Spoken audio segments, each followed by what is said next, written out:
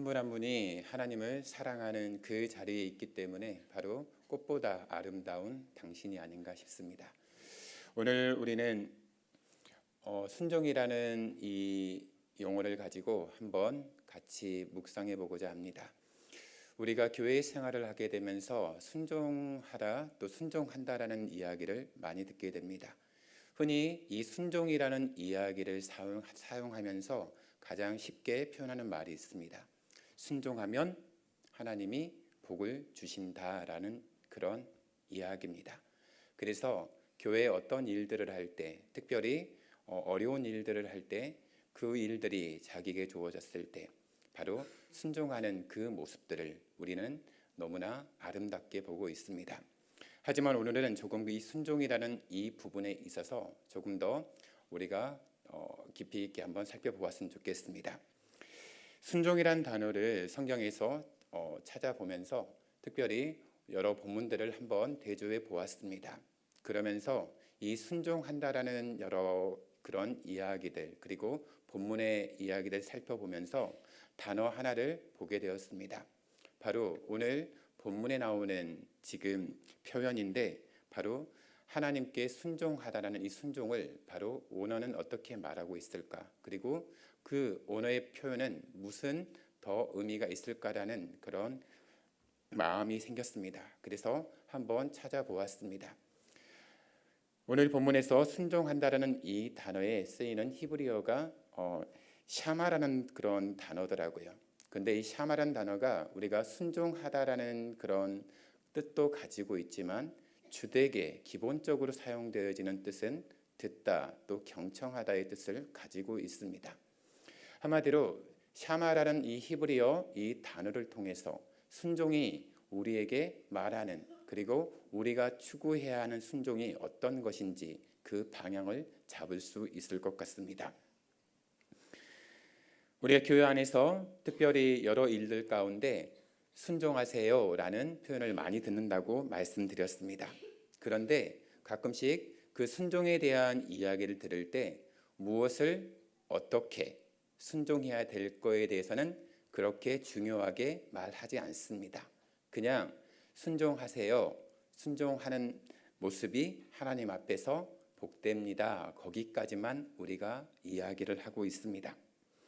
하지만 우리는 성경에서 이 순종이라는 말보다도 가장 많이 지금 표현되고 있는 부분이 바로 하나님의 말씀을 들으라입니다.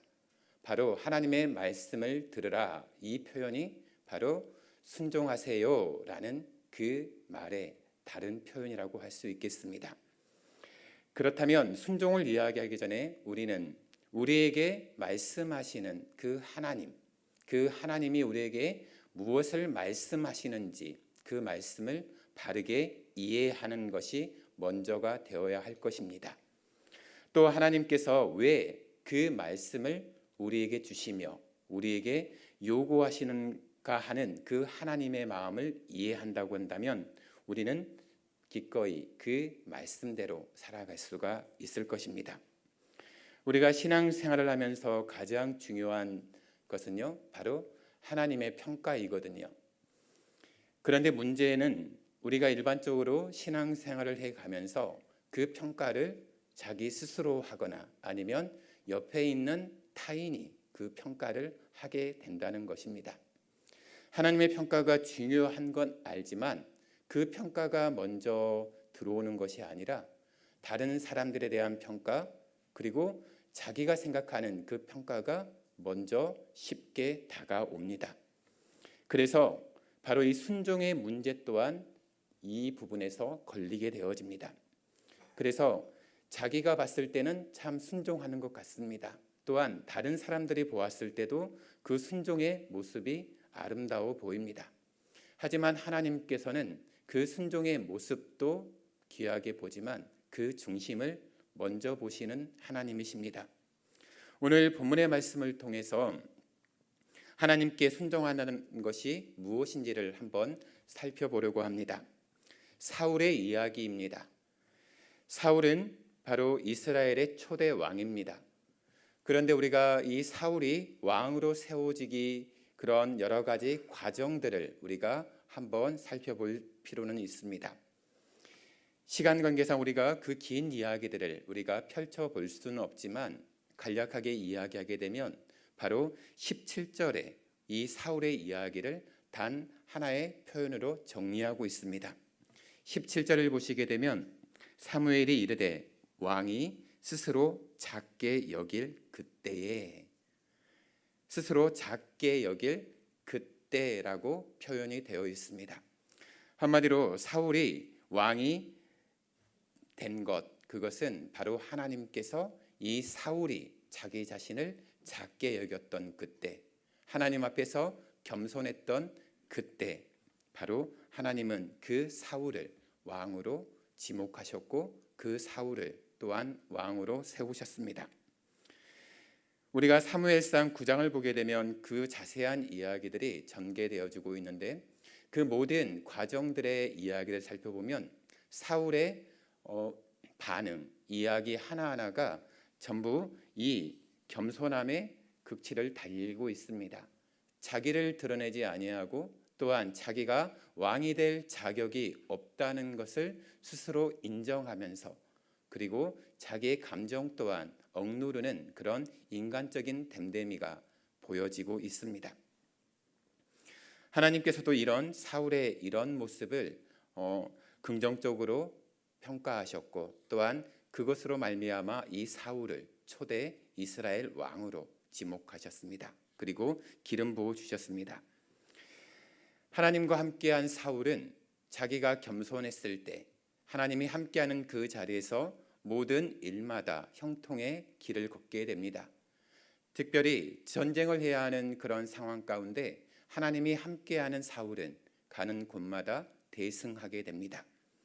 하지만 이 사울에게 위기가 찾아옵니다. 그 위기는 눈으로 보여지는 그런 상황으로는 블레셋이라는 이방 나라 그리고 아말렉이라는 그런 이방 나라와의 전투 가운데 먼저 발생하게 되어집니다.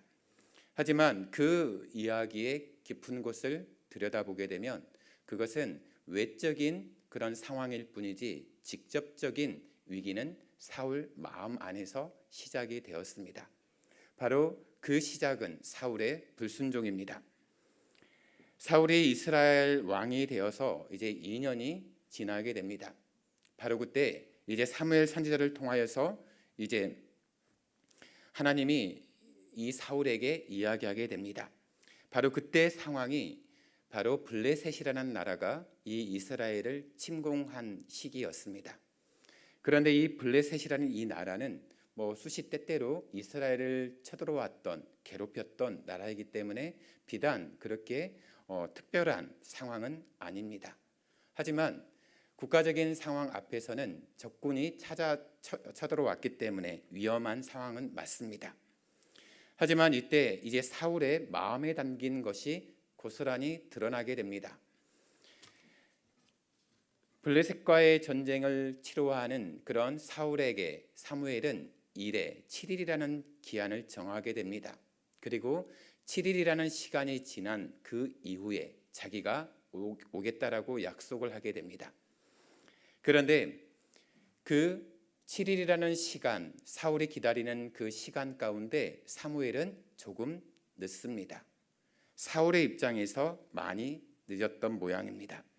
그래서 마음이 급해진 사울은 이제 스스로가 바로 사무엘 선지자가 감당해야 할 그런 제사의 직분을 자기가 행하는 그런 우를 범하게 됩니다.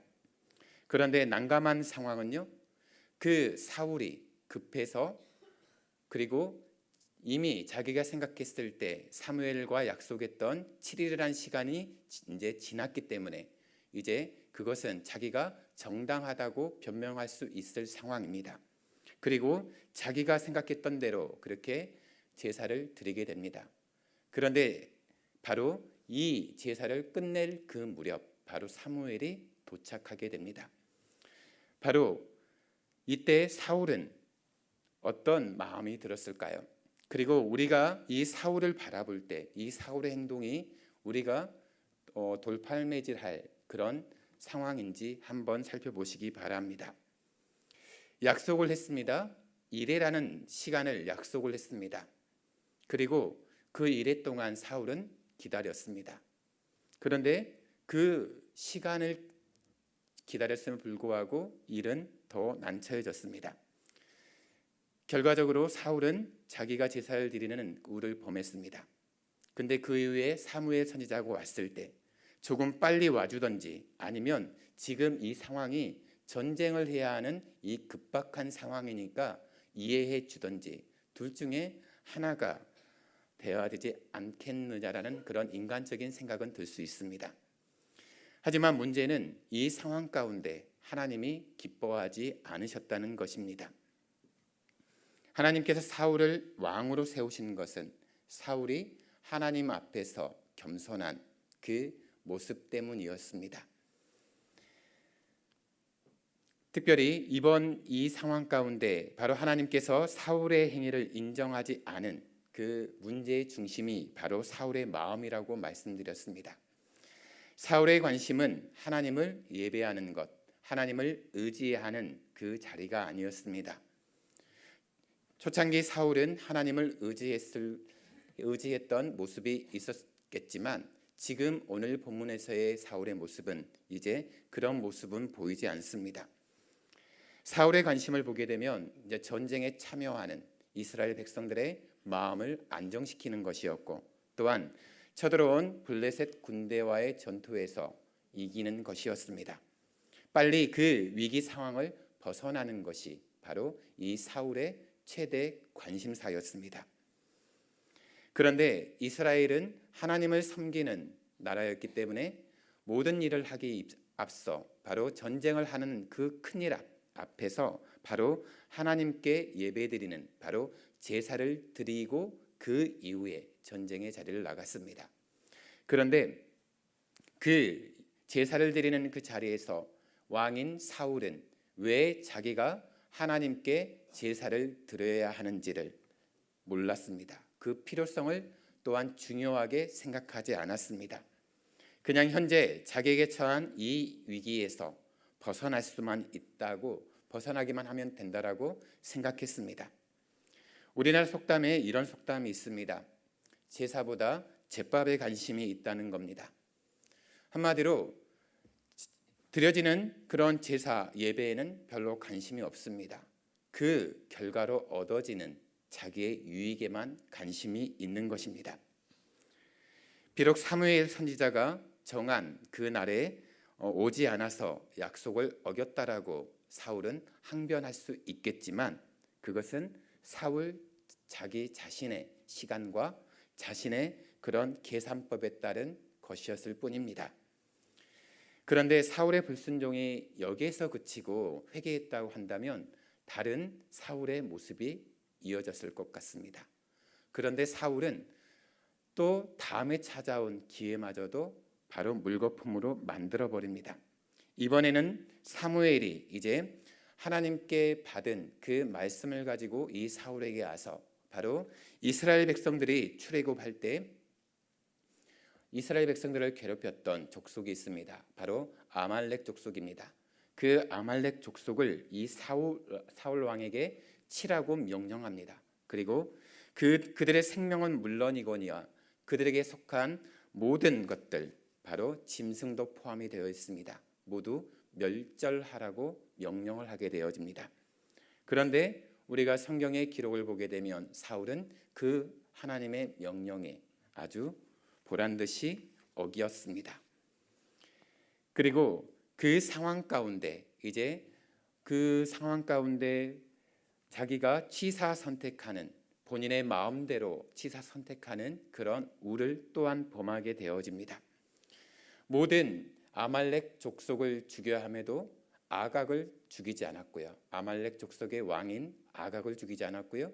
그리고 그들에게 속했던 짐승들 가운데 좋은 것들만을 살려내는 그런 어떤 자기 본인의 마음대로 하나님의 명령을 치사 선택해서 수행하는 그런 어리석음을 보이게 됩니다. 그리고 그 상황 가운데 사울이 바로 그러한 모습을 지적했을 때 바로 이 사울은 변명합니다.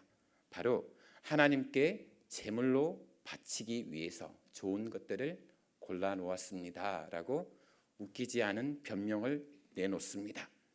그런데 그 변명은 거기에 그치지 않습니다. 21절을 보시게 되면 이제 사울이 그 책임을 전가하는 대상이 나옵니다. 바로 다만 백성이라고 시작하고 있지요. 바로 하나님께 제물로 바치려고 좋은 것만 준비했던 그 곤란했던 그 일들을 자기가 한 게 아니라 백성들이 했다라고 강조하고 있는 것입니다. 그리고 이어서 하나님을 고백할 때도 바로 자기의 하나님을 고백하지 않고 있습니다. 바로 당신의 하나님, 쉽게 말하면 사무엘의 하나님이라는 것을 이야기하면서 지금 계속 말하고 있습니다. 이런 모습에서 우리는 사울이 하나님을 포기했구나라는 생각을 하게 되어집니다. 바로 그때 이제 22절과 23절의 말씀, 바로 사무엘이 바로 이 사울에게 그 말씀을 전하게 됩니다. 한마디로 하나님께서 이 사울을 버리셨다라는 그 메시지입니다. 그런데 그러한 상황 가운데서도 사울에게는 여전히 희망은 있었습니다. 물론 왕으로 살아갈 수 없다 할지라도 하나님 앞에서 그 본연의 모습, 하나님의 그런 백성으로서의 모습은 살릴 수 있었습니다. 하지만 성경을 보게 되면 사울은 그 사무엘 선지자의 그 이야기를 들었음에도 불구하고 그 지적을 받았음에도 불구하고 진정한 회개는 없습니다. 바로 회개가 없고 계속 남탓만 하는 그런 사울에게는 이제 비참한 최후가 기다리고 있었고, 바로 그 결과 사울의 온 가족들이 이제 모두 죽게 되는 그런 어려움을 맞이하게 됩니다.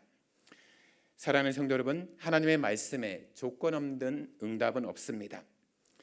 하나님 앞에서 가장 중요한 것은 하나님이 우리에게 말씀하신 그 말씀입니다.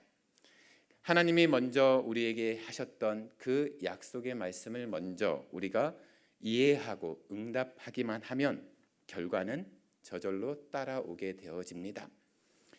그런데 우리는 하나님이 우리에게 말씀하신 그 조건에 대한 말씀에 대해서는 정확하게 이해하려 하지는 않습니다. 그저 순종하면 축복받습니다. 그 결과만 생각합니다. 그래서 열심은 냅니다. 하지만 그 안에 진정한 순종은 없습니다. 그저 무조건 잘 되기만 바라지 하나님을 위한 마음은 없습니다.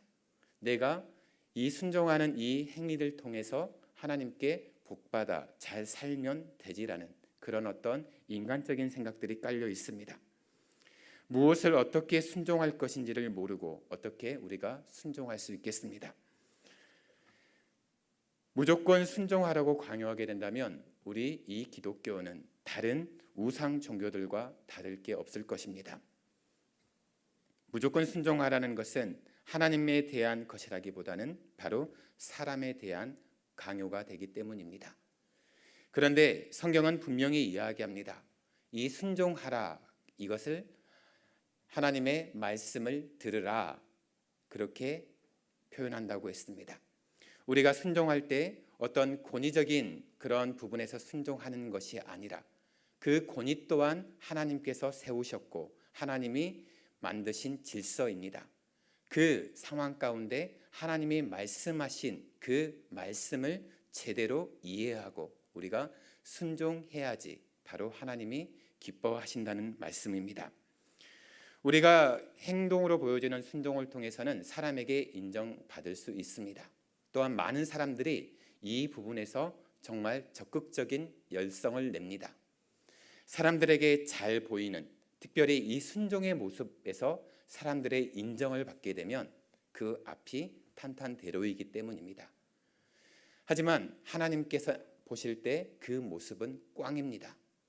왜냐하면 바로 하나님이 말씀하시는 그 말씀을 이해하지 않고 맹목적인 순종을 했기 때문입니다. 23절에 보시면 이렇게 이야기합니다. 왕이 여호와의 말씀을 버렸으므로 여호와께서도 왕을 버려 왕이 되지 못하게 하셨나이다. 불순종은 하나님의 말씀을 버리는 겁니다. 또한 하나님을 거부하는 겁니다. 우리가 믿는 하나님의 관심은 딱 하나입니다. 바로 저와 여러분과의 관계입니다. 그런데 사울은 자기를 너무 사랑한 나머지 자기를 왕으로 세우신 하나님을 망각했습니다. 그리고 그 하나님과 바른 관계를 맺고 살아가는 그 삶의 자리에서 실패했습니다. 하나님의 말씀에 순종한다는 것, 바로 그것은 하나님을 하나님 되게 하는 우리들의 작은 행위입니다. 하나님을 우리의 최고의 가치로 인정하는 것이 우리에게는 꼭 필요합니다. 우리가 물론 순종의 그 모습도 아름답지만 우리가 순종하기 이전에 한번 멈추어서 다시 한번 생각해 보기 원합니다. 무조건 목사님이 이야기해서 순종합니다. 또 누군가가 이야기해서 순종하겠습니다가 아니라 그 말씀을 듣고 순종은 하지만 그 순종을 하기 이전에 확인해야 되는 것이 있습니다. 바로 하나님이 무엇이라고 말씀하시는지 그 하나님의 마음을 듣는 것입니다. 근데 그 듣는 것은 바로 성경의 말씀을 통해서 우리가 확인할 수 있습니다. 기록된 하나님의 말씀을 통해서 하나님이 지금 내게 주어진 이 상황 가운데 내가 어떠한 마음으로 나아가야 할지를 우리에게 알려줍니다. 그런데 하나님의 말씀은 보지 않고 감정적으로 순종하는 사람들은 바로 열심에 지나친, 바로 자기가 만족하는, 또한 사람들에게 칭찬받는 순종에만 머물게 됩니다. 하나님께 기쁨이 되는 순종, 바로 그것은 말씀에 기초한 순종입니다. 하나님은 말씀을 통해서 하나님이 어떤 분이신지를 이야기해 주셨습니다. 그리고 그 하나님에 대해서 신뢰하라고, 그 하나님을 붙들라고 믿으라고 우리에게 계속적으로 반복하고 있습니다. 하나님께서 우리에게 명령하시는 그 말씀이 무엇인지, 그리고 왜 그렇게 그 말씀을 통해서 우리에게 그러한 마음을 요구하시는지 우리는 분명하게 이해하셔야 합니다. 그 이해가 되면 순종하는 것 어렵지 않습니다. 우리는 그 순종의 모습을 예수님을 통해서 분명하게 알 수 있습니다. 모든 사람들이 봤을 때 그 예수님이 걸어간 순종의 모습은 정말 이해가 되지 않습니다. 하지만 예수님은 분명히 알고 있었습니다.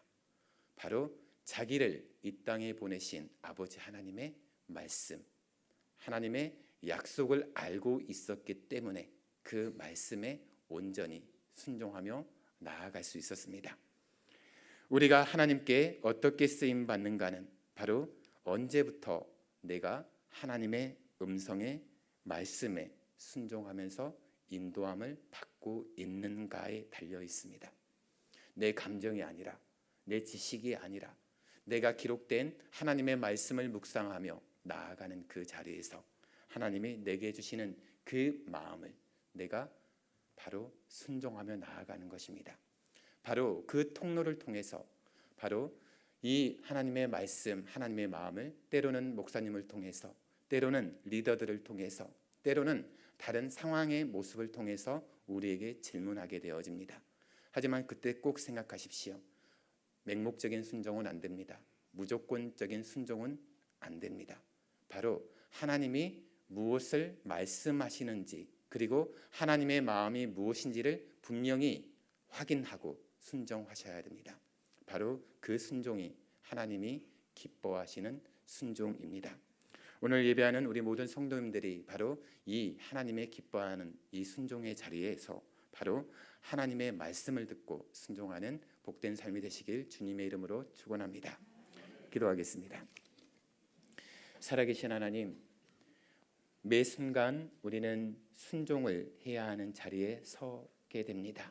하지만 그 순종을 하기 이전에 하나님이 우리에게 무엇을 말씀하시는지를 우리가 먼저 깨닫게 하여 주옵소서. 그것도 기록된 하나님의 말씀을 통하여서 분명히 확인하게 하여 주옵소서. 그리고 깨닫게 하시는 그 하나님의 마음을 품고 우리가 기쁨으로 하나님을 순종하게 하여 주옵소서. 그 순종으로 우리의 삶이 더욱더 하나님의 기쁨이 삶이 되는 그런 삶이 되기를 간절히 바라고 나오며 살아계신 하나님의 아들 예수 그리스도 이름으로 기도합니다.